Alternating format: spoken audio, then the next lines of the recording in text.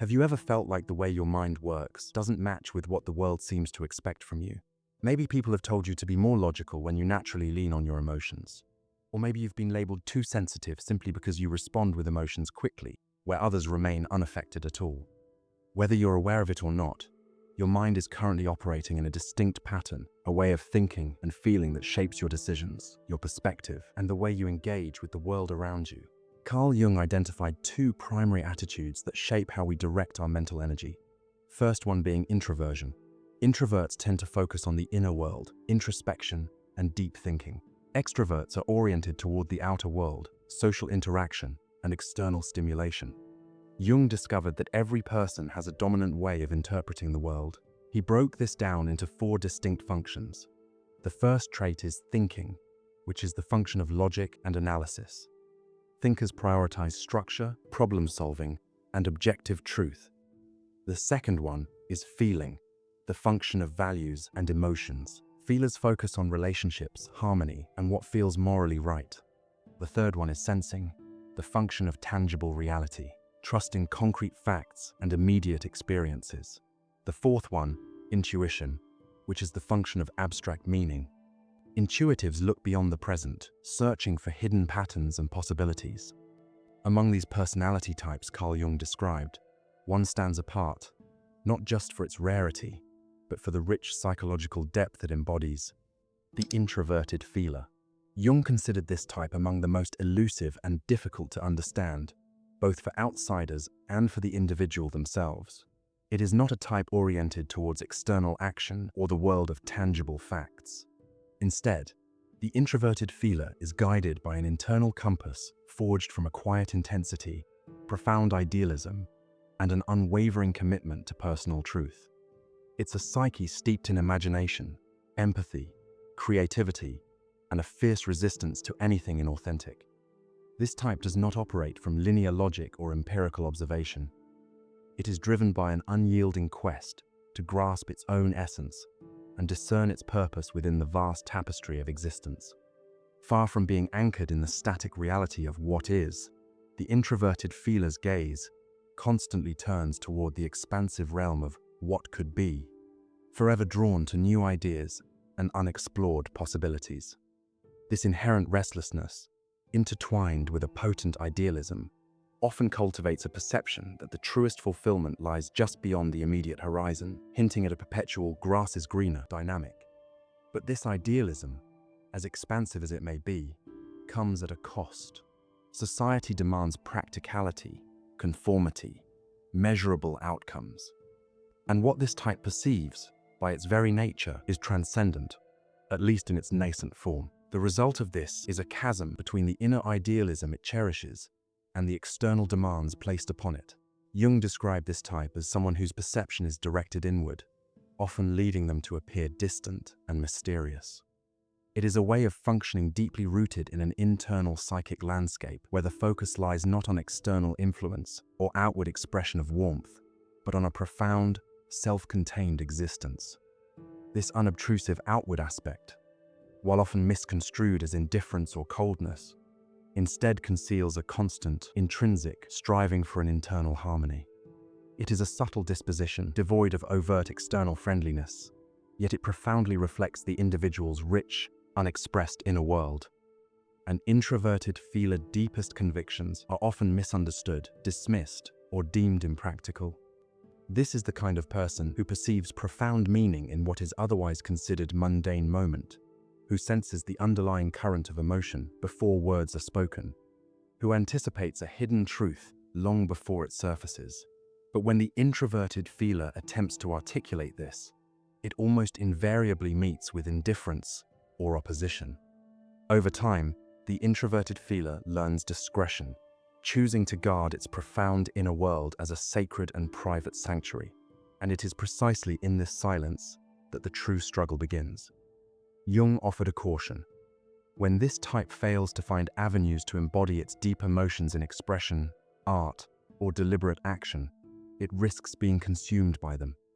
The inner landscape, which should be a wellspring of profound insight, can become a confinement. Suppressed emotions, when not consciously engaged, begin to govern its psyche with an autonomous sway, and the individual ceases to be the one in control. Unregulated emotions become the ones who guide the introverted feeler. It is here that Jung's stark warning takes form. The gift of deep feeling, if not integrated, can devolve into a process of inner psychosis. In this video, we will delve into this journey in detail. We will understand how this type navigates life, what its specific vulnerabilities are, and crucially, what transformative potential it unlocks when it manages to forge a path of authentic expression and connection with reality. The journey of the introverted feeler towards harmony is not without its hardships. It is a passage between realms, and comprehending this crossing can illuminate not only those who embody this personality type, but also those who seek to grasp the depth of the human consciousness. In Carl Jung's typological system, feeling is categorized as one of the 4 functions of consciousness, specifically considered a judging function, meaning it evaluates experiences, individuals, and events through a lens of personal values.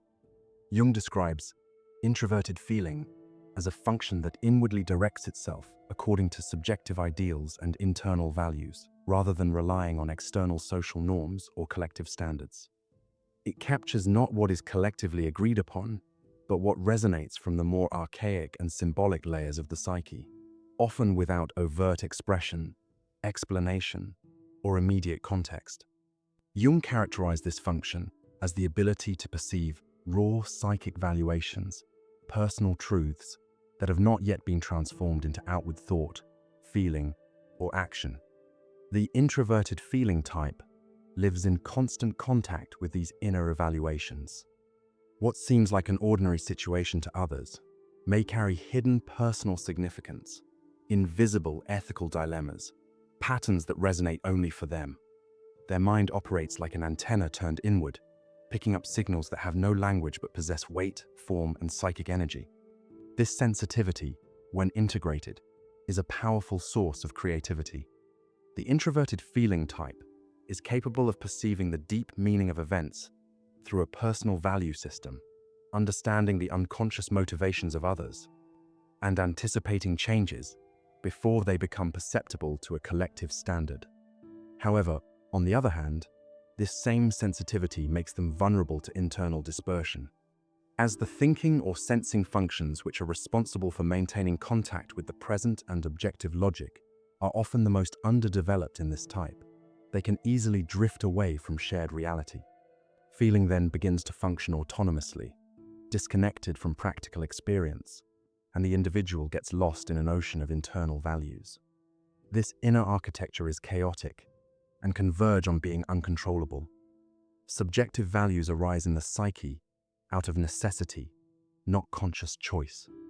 When well directed, these insights can become seeds of creation, ideas that transform, symbols that heal, narratives that reveal a profound inner truth. But if they are not understood and processed, they can accumulate as psychic disturbance, leading to confusion, paralysis, and the collapse of rational function. The individual then begins to live, not in the practical world, but in a kind of self-reinforcing parallel reality. For the introverted feeling type, understanding the workings of their own feeling is the first step to not being enslaved by it. They need to learn to distinguish what is a revealing personal value from what is baseless fantasy. And this requires time, silence, and internal structure. But it also demands a warning. No matter how fascinating this internal world may be, it holds traps. The next part of the video will specifically address these traps, especially the moment when introverted feeling begins to transform into emotional isolation and detachment from reality. Introverted feeling has a characteristic that makes it simultaneously authentic and dangerous. It does not operate in the present, shared reality. Its nature is directed towards what is felt internally, towards that which is not yet but insinuates itself at the edges of consciousness. The introverted feeling type lives as if inhabiting the threshold between inner conviction and outer interaction. In his 1921 book, Psychological Types, Jung wrote, It is principally among women that I have found the predominance of introverted feeling. Still waters run deep is very true of such type.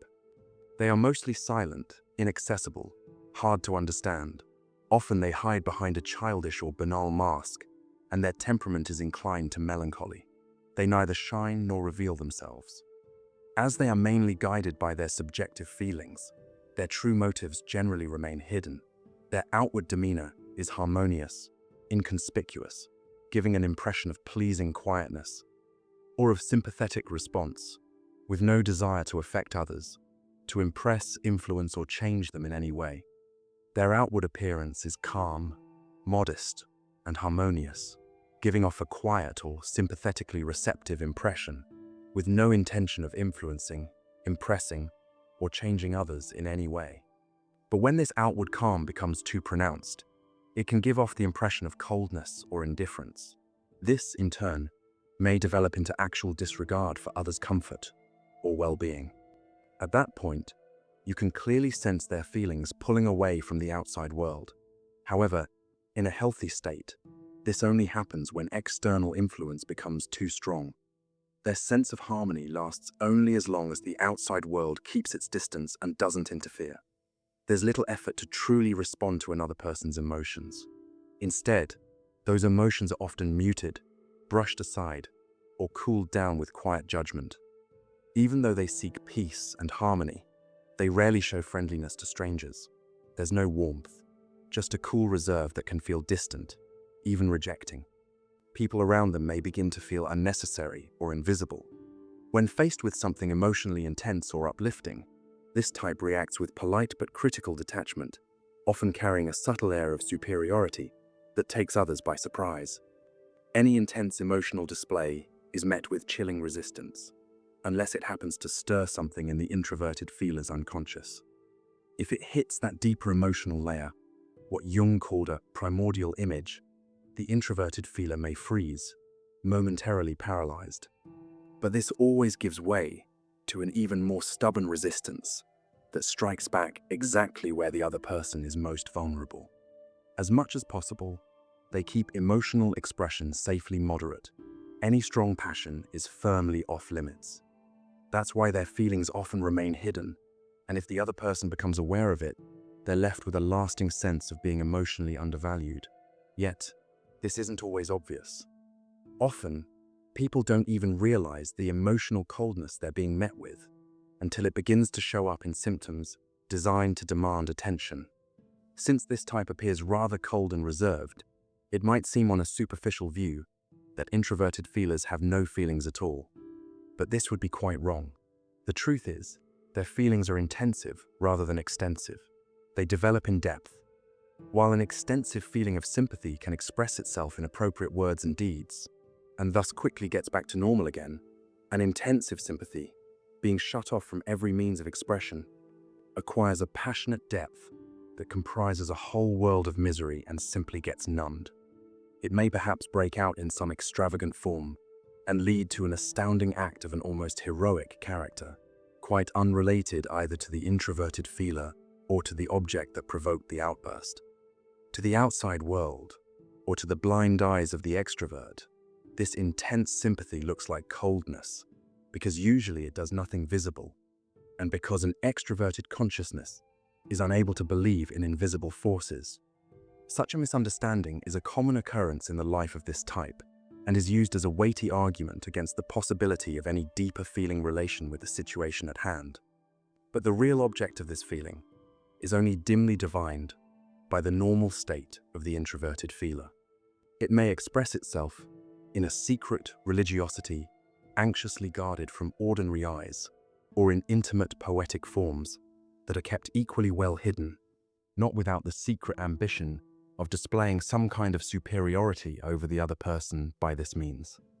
Introverted feelers often express a good deal of their feelings through their children, letting their passion flow secretly into them. Although this tendency to overpower or coerce the other person with their secret feelings rarely plays a disturbing role in the normal state of the introverted feeler, and never leads to a serious attempt of this kind, some trace of it, nevertheless, seeps through into the personal effect they have on the other person. in the form of a domineering influence, often difficult to define. It is sensed as a sort of stifling or oppressive feeling which holds everybody around the introverted feeler under a spell. It gives the introverted feeler a mysterious power that may prove terribly fascinating to the extroverted person, for it touches their unconscious. This power comes from the deeply felt, unconscious images, but consciously the introverted feeler is apt to relate it to the ego, whereupon the introverted feeler's influence becomes debased into a personal tyranny. Whenever the unconscious subject is identified with the ego, the mysterious power of intensive feeling turns into a banal and patronizing desire to dominate, into vanity and despotic pretentiousness. This produces a type of introverted feeler, notorious for their ruthless ambition and mischievous cruelty. However, this transformation often results in neurosis. As long as the ego sees itself as secondary to the deeper, unconscious self, and as long as feeling remains grounded in something greater than the ego, the introverted feeler stays psychologically balanced. Even though their unconscious thinking may be primitive or outdated, it still serves an important role. It keeps the ego in check, pulling it back when it starts to inflate itself. But if those inner balancing forces are ignored or completely pushed aside, things begin to unravel. The unconscious thinking, once quiet, turns rebellious. It no longer works behind the scenes. It pushes forward and gets projected onto the outside world. Suddenly, the ego, now bloated and self-centered, is overwhelmed by the very emotional depths it once dismissed.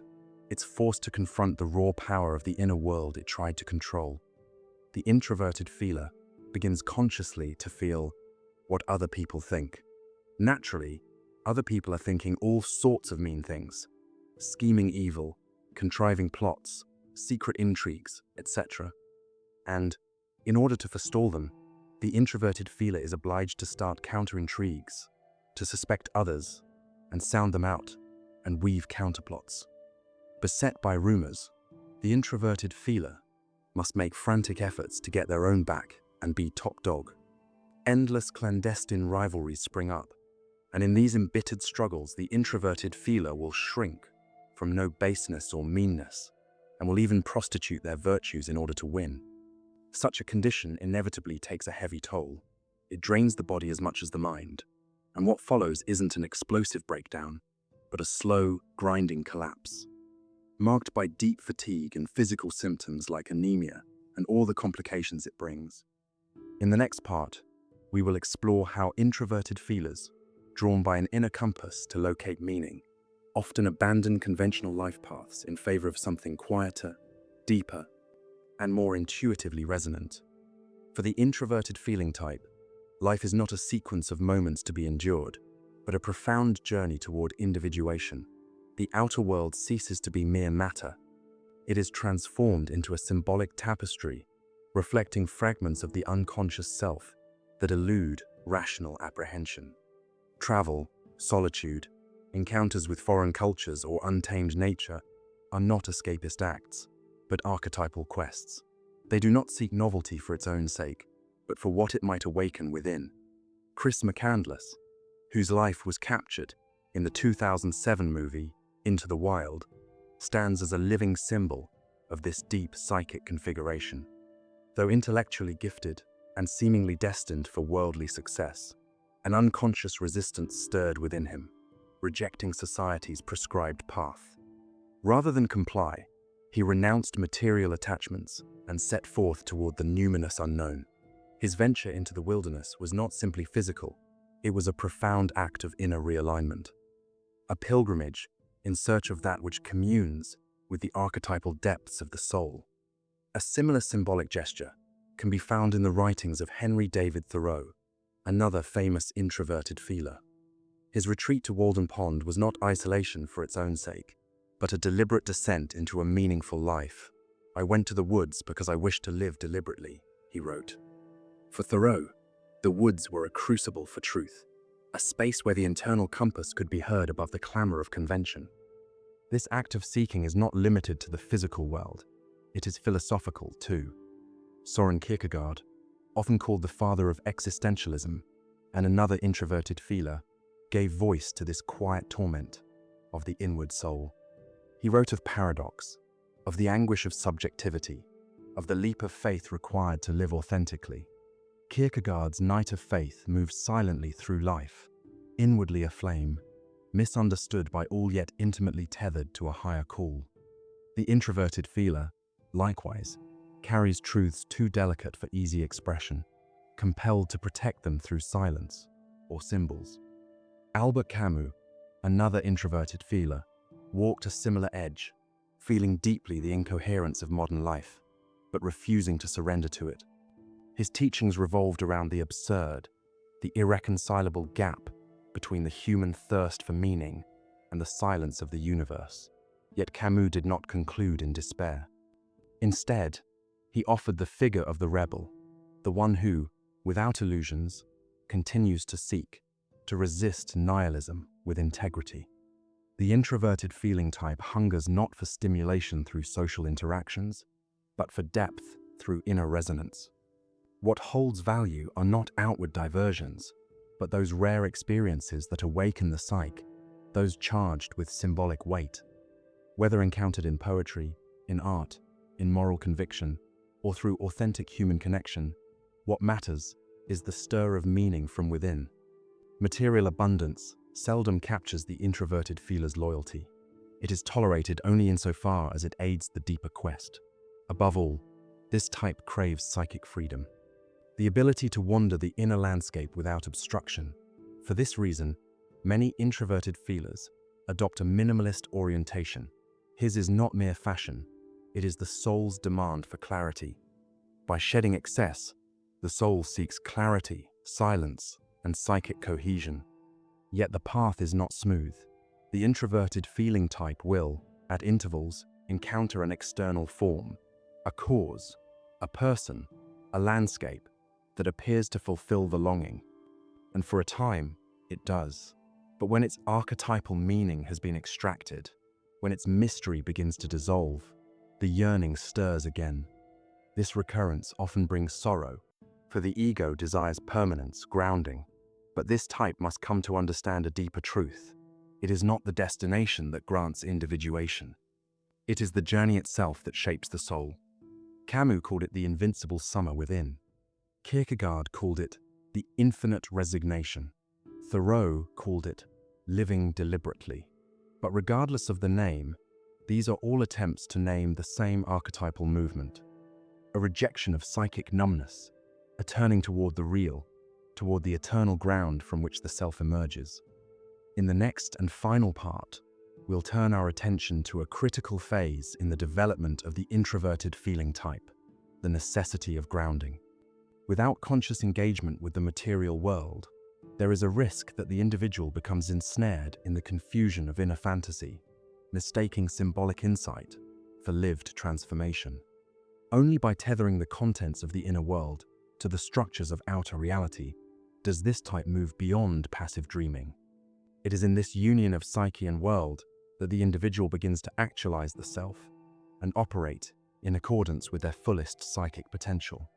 According to Carl Jung, balance isn't found in overdeveloping one function, but rather through conscious integration of its inferior opposite. For the introverted feeling type, this means encountering and assimilating the neglected counterpart, extroverted thinking.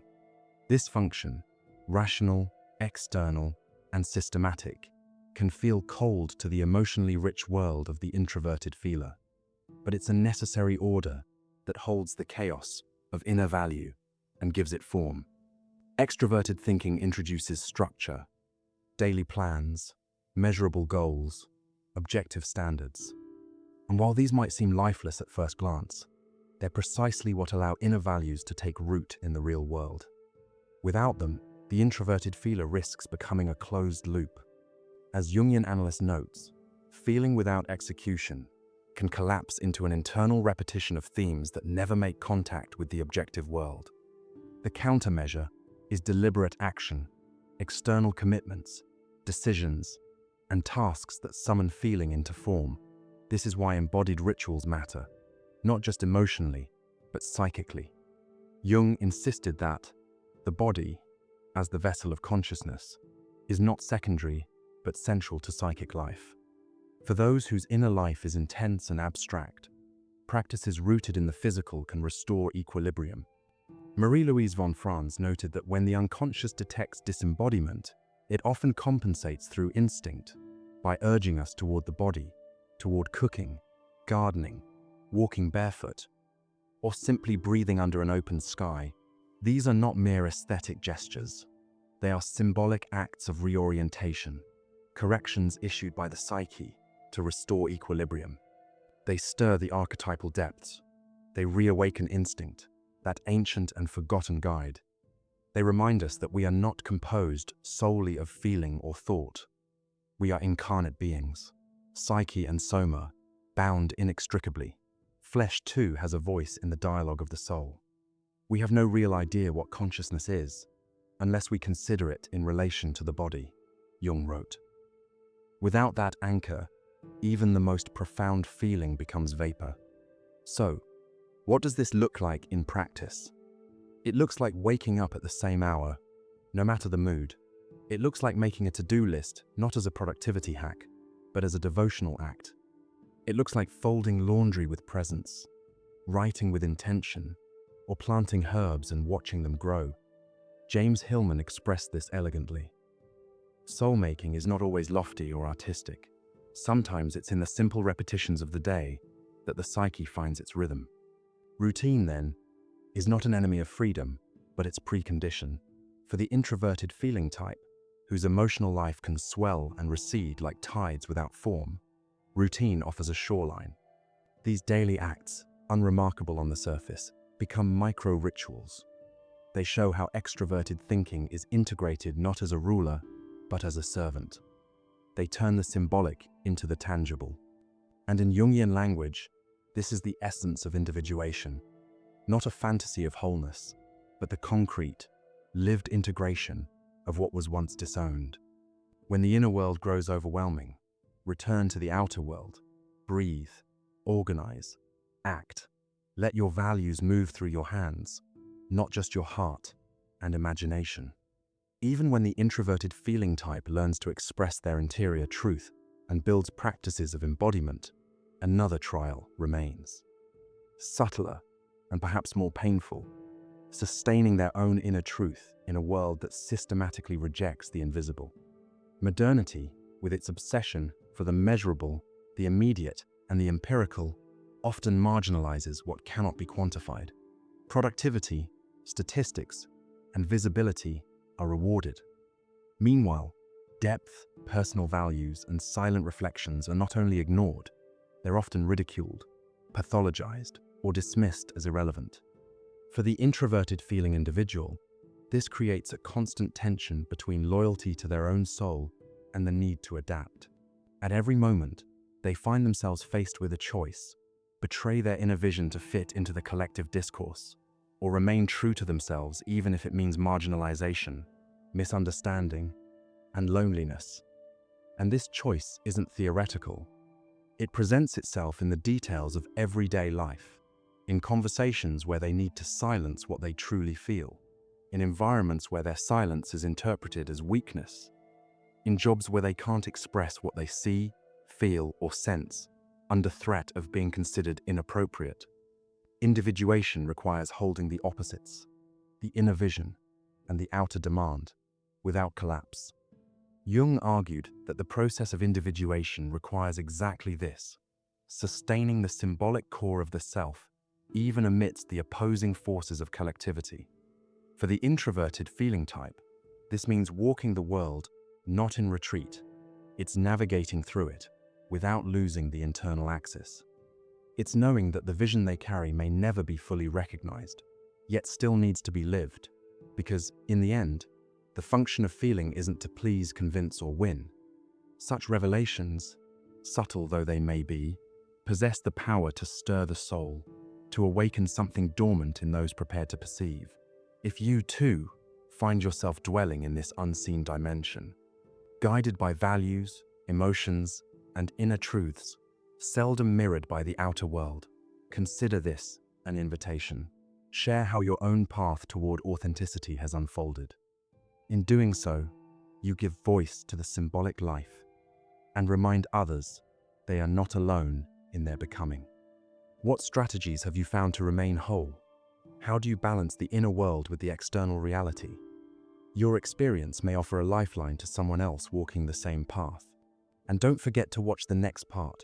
It may provide the very structure needed to transform your inner truth into something tangible, something enduring. I look forward to seeing you there.